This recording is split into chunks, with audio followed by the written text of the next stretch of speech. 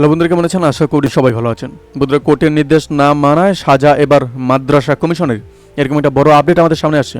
বন্ধুরা, রাজ্যের সরকার পোষিত মাদ্রাসাগুলিতে প্রায় ৩,০০০ গ্রুপ ডি পদ খালি। ২০১০ সালে পরীক্ষা হলেও নিয়োগ হয়নি, তা নিয়ে মামলা হয়েছিল।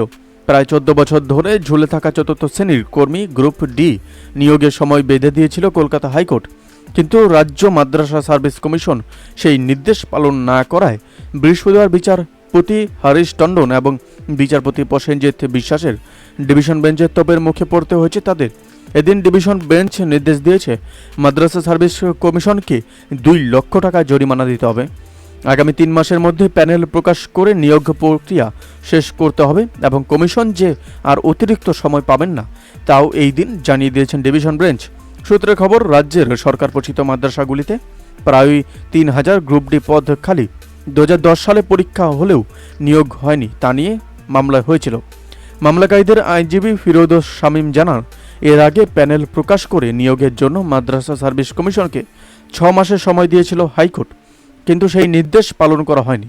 এই দিন মামলার শুনানিতে কমিশনের আইনজীবী জানান, নতুন করে ওই নিয়োগের পরীক্ষা নিতে চান মাদ্রাসা সার্ভিস কমিশনের কর্তারা। তা শুনেই রীতিমতো ক্ষোভ প্রকাশ করে ডিভিশন বেঞ্চ, জানায় যে ওই সুযোগে কমিশনকে দেওয়া হবে না। আগামী ৩ মাসের মধ্যে ওই প্রক্রিয়া সমাপ্ত করতে হবে। এতদিন সময় পেয়েও নির্দেশ পালন না করায় অর্থদণ্ড দিতে হবে কমিশনারকে। আদালতের খবর, এই নিয়োগ নিয়ে ২০১৯ সালে মামলা হয়।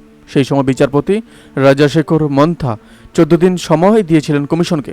তার বিরুদ্ধে তারা ডিভিশন বেঞ্চে যায়। ডিভিশন বেঞ্চে মূল নির্দেশে হস্তক্ষেপ না করলেও ৬ মাস সময় দিয়েছিল। পরে কোভিড পরিস্থিতি ও অন্যান্য কারণ দেখিয়ে একাধিকবার সময় নিয়েছে কমিশন। আইনজীবীদের একাংশের অনুমান, এবারও ডিভিশন বেঞ্চের সময় না পাওয়ায় সুপ্রিম কোর্টে যেতে পারে তারা।